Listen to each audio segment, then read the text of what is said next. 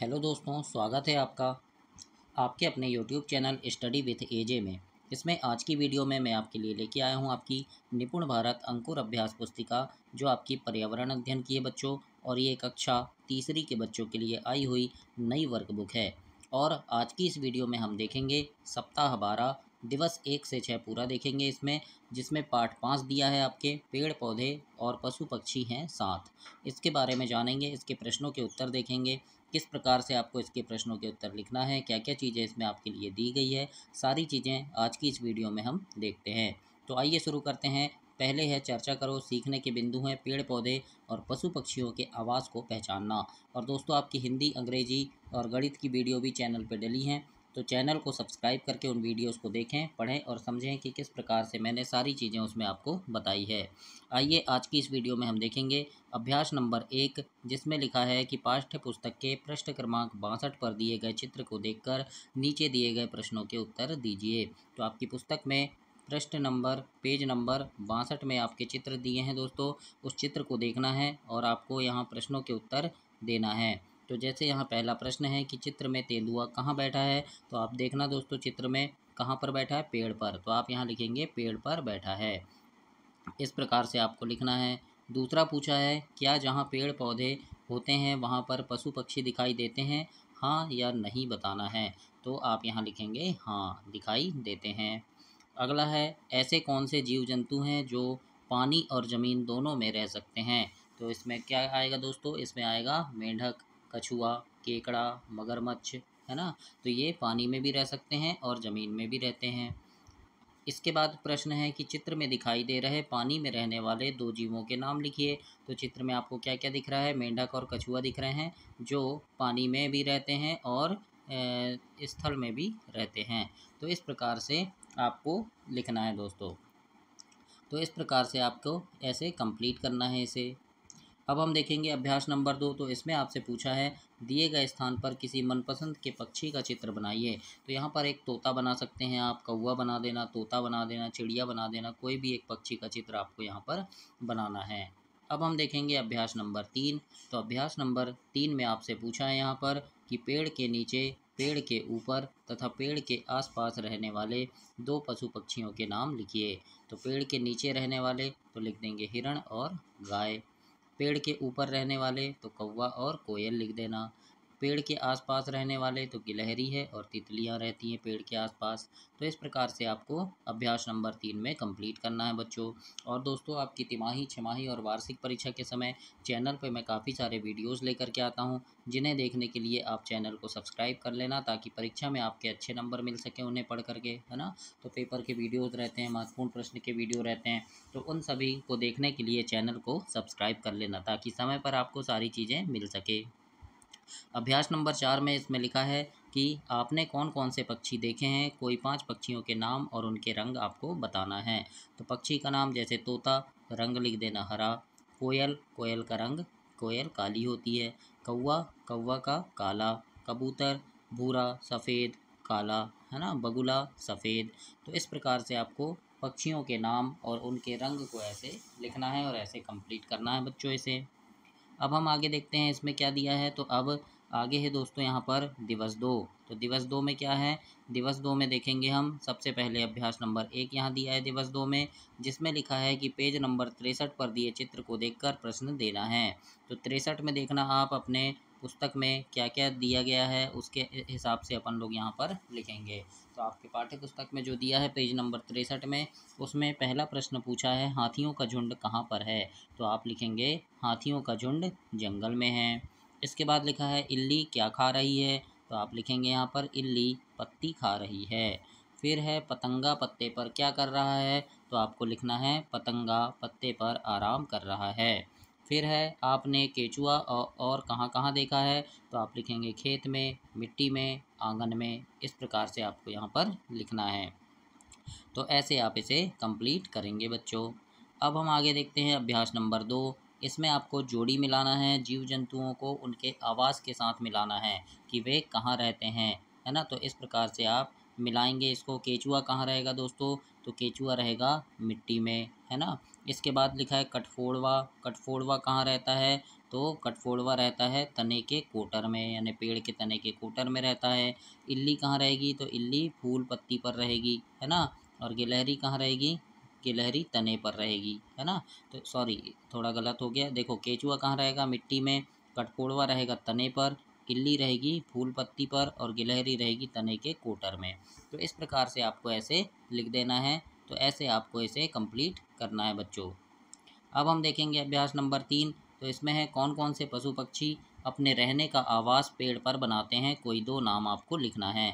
तो कौवा और गौरैया लिख देना, है ना, ये घोंसला बनाते हैं ना पेड़ पर। तो इस प्रकार से आप अभ्यास नंबर 3 में कंप्लीट करेंगे। अब हम आगे देखेंगे यहाँ पर अभ्यास नंबर 4। तो अभ्यास नंबर 4 में लिखा है चित्र को देखकर दिए गए अभ्यास को पूर्ण करना है आपको। तो यहाँ पर चित्र में क्या क्या दिया है, देखो मेंढक है, सांप है, फिर ये टिड्डा है ना, ये चूहा है, ये गौरैया है। अब यहाँ लिखा है रेंग कर चलने वाले, तो रेंग कर कौन चलता है, सांप चलता है रेंग कर, तो हम यहाँ सांप लिख दिए। फुदक कर चलने वाले, तो मेंढक चलता है फुदक कर, और टिड्डा भी चलता है, तो मेंढक और टिड्डा लिख देंगे। उड़ने वाले जीव, उड़ने वाले में गौरैया आ जाएगा, और बिल में रहने वाला चूहा आ जाएगा। तो इस प्रकार से आपको यहाँ पर कंप्लीट करना है इसे अभ्यास नंबर 4 को बच्चों। अब हम आगे देखेंगे अभ्यास नंबर 5। इसमें एक चौकोर रंगीन कागज़ को मोड़कर चिड़िया की आकृति बनाना है। तो आपको स्कूल में प्रैक्टिस करनी है कि कागज़ को मोड़कर एक चिड़िया बनानी है, और इस प्रकार से आप यहाँ पर उसको चिपका देंगे, है ना। तो ऐसे आप इसे कंप्लीट करेंगे। अब हम देखते हैं यहाँ पर आगे क्या दिया है। तो यहाँ पर दिया है दिवस 3, और दिवस 3 में अभ्यास नंबर 1 है। और इसमें क्या करना है, तो पाठ्य पुस्तक के पेज नंबर 63 पर दिए गए सभी पशु पक्षी को देखकर सबसे बड़ा और सबसे छोटा जंतु के नाम लिखना है। तो आपको अपनी पुस्तक में देखना है पेज नंबर 63 में क्या दिया है, और उसको आप लिखेंगे। सबसे बड़ा जीव जंतु तो क्या कौन है, वहाँ पे हाथी है। सबसे छोटा कौन है, तो इल्ली है। तो इस प्रकार से हाथी और इल्ली आपको लिख देना है। अब हम देखते हैं अभ्यास नंबर 2। अभ्यास नंबर 2 में लिखा है यहाँ दिए गए पशु पक्षी के चित्र को देखकर उनके नाम लिखना है और बताना है कि आपने इन्हें कहाँ देखा है। तो चित्र देखो, जैसे ये कछुआ है, कबूतर है ना, ये मछली है।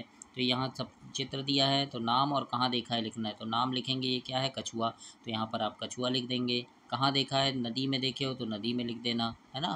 फिर खेत में देखे हो तो खेत में लिख देना। कबूतर, तो ये नाम लिख देंगे कबूतर, खंडर में, है ना। इसी प्रकार से मछली पानी में, चूहा ज़मीन पर, खरगोश चिड़ियाघर में, बिल्ली घर में। तो इस प्रकार से आपको यहाँ पर जंतुओं के नाम और उनको आपने कहाँ देखा है उसके बारे में ऐसे लिखना है। अब हम देखेंगे अभ्यास नंबर 3। इसमें लिखा है नीचे दी गई वर्ग पहेली में पशु पक्षियों के नाम छाँटकर आपको लिखना है। तो जैसे यहाँ पर देखो ये कबूतर मिल गया, है ना, ऐसे ही आपको यहाँ ढूंढना है। तो यहाँ क्या क्या मिल गया, कबूतर मिल गया। फिर देखो ये तेंदुआ मिल गया, ये है ना, तो हम तेंदुआ लिख दिए, है ना। फिर हाथी भी मिलेगा यहाँ पर, आप ढूंढो, ये देखो ये हाथी मिल गया, है ना, तो हाथी लिख दिए। इसी प्रकार से खरगोश मिल गया ये, तो ये खरगोश लिख दिए, है ना। फिर ये बकरी मिल गई, तो ये बकरी लिख दिए, है ना। फिर ये मछली मिल गई, तो मछली लिखे। तो इस प्रकार से आपको यहाँ पर नाम लिख देना है, कबूतर, तेंदुआ, हाथी, खरगोश, बकरी, मछली। तो ऐसे ढूंढकर आपको लिखना है बच्चों। अभ्यास नंबर 4 में क्या लिखा है, इसमें लिखा है कि पशु पक्षी पेड़ पौधों के आसपास ही क्यों रहना चाहते हैं। तो इसके उत्तर में आप लिखेंगे कि पेड़ पौधों के आसपास रहने से उन्हें भोजन पानी आसानी से मिल जाता है ना, या भोजन पानी और उनका आवास भी रहता है। तो इस प्रकार से आप इसे यहाँ पर ऐसे लिखकर कंप्लीट करेंगे। अब हम देखते हैं यहाँ पर दिवस 4। दिवस 4 में अभ्यास नंबर 1 है, और अभ्यास नंबर में लिखा है कि आपके घर की मिट्टी कैसी है पता करके निम्नलिखित जानकारी भरना है। तो यहाँ पर रंग लिखा है कैसा है, लाल, काली, सफ़ेद या भूरी। तो जैसे मैंने भूरी लिख दिया है ना, तो वैसे ही आप भी लिख सकते हैं। या आपके घर की मिट्टी काली है तो काली लिखना, लाल है तो लाल लिखना, सफ़ेद है तो सफ़ेद लिखना, है ना। तो उस प्रकार से आप यहाँ लिखेंगे। प्रकृति, मिट्टी की प्रकृति कैसी है, रेतीली है, जैसे भूरी मिट्टी है तो रेतीली है तो रेतीली लिख दिए।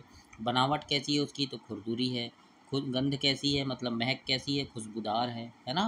तो इस प्रकार से आपको लिखना है बच्चों, ऐसे कंप्लीट करना है अभ्यास नंबर 1 में। अब अभ्यास नंबर 2 देखते हैं। इसमें पूछा है कि जिस मिट्टी में आप खड़े हैं वहाँ की मिट्टी के बारे में लिखिए कि मिट्टी का रंग कैसा है, तो रंग लाल है उसका। क्या यह सूखी, गीली, चिकनी, कठोर या दानेदार है, तो सूखी है लिख दिए हमने, है ना। फिर अगला है जैसे मिट्टी में कौन कौन से कीड़ों को देखा है, तो केचुआ देखे हमने, चींटी को देखे मिट्टी में, है ना। यह मिट्टी घर की मिट्टी से किस प्रकार अलग है, तो लिख देंगे कि यह लाल चिकनी मिट्टी है।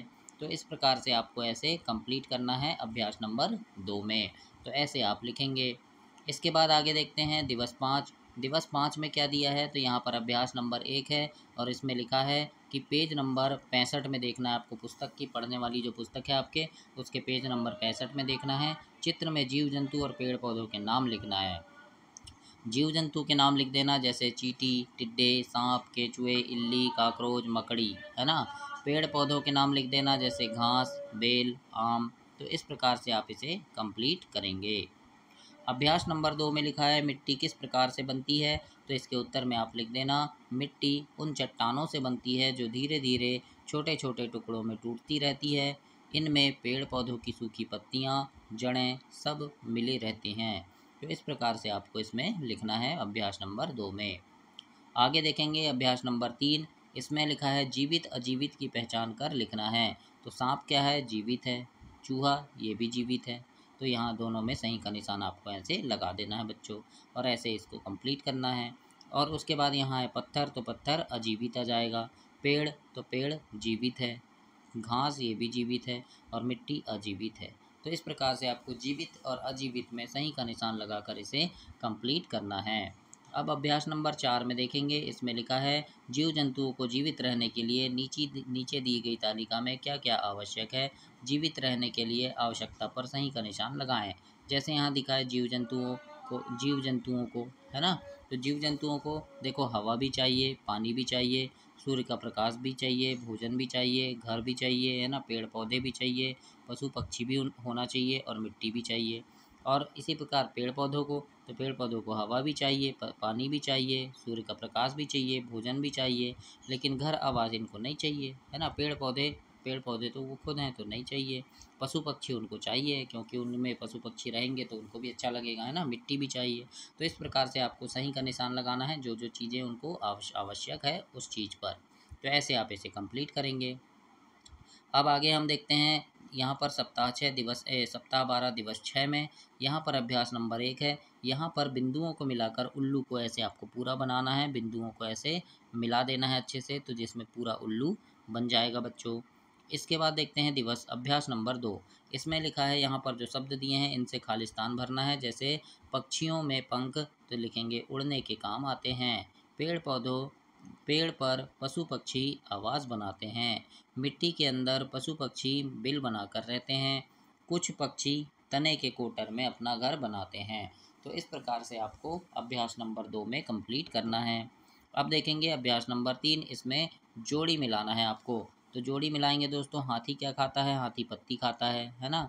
मेंढक क्या खाएगा, तो मेंढक क्या खाता है, छोटे छोटे कीड़े मकोड़ों को खाता है। तितली क्या खाएगी, तो तितली फूल का रस खाएगी और गिलहरी फल खाएगी। तो इस प्रकार से आपको यहाँ पर सही जोड़ी मिलाकर ऐसे कंप्लीट कर देना है इसको। आगे देखेंगे अभ्यास नंबर 5। इसमें ये चित्र दिया है, चिड़िया का पानी पी रही है वो। अब यहाँ पूछा है चित्र में क्या दिखाई दे रहा है, तो आप लिखेंगे एक चिड़िया है वो, है ना। तो यहाँ गौरैया लिख देना दोस्तों, गिलहरी लिख दिया है मैंने, आप गौरैया लिख देना या चिड़िया भी लिख सकते हैं। तो यहाँ लिख देना एक गौरैया पानी पी रही है। इस प्रकार से आप यहाँ लिखेंगे। अब लिखा है हमें पक्षियों के लिए दाना पानी क्यों रखना चाहिए, तो लिखना जीव जंतुओं में भोजन की तलाश में इधर उधर वो भटकते रहते हैं, है ना।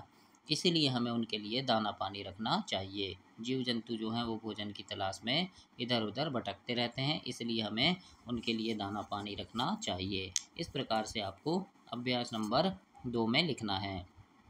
तो ये आपका सप्ताह 12 कंप्लीट हुआ दोस्तों। अगली वीडियो में हम सप्ताह 13 देखेंगे। तब तक के लिए आप चैनल को सब्सक्राइब करें, वीडियो को लाइक करें और अपने दोस्तों तक इसे शेयर भी करें। धन्यवाद बच्चों।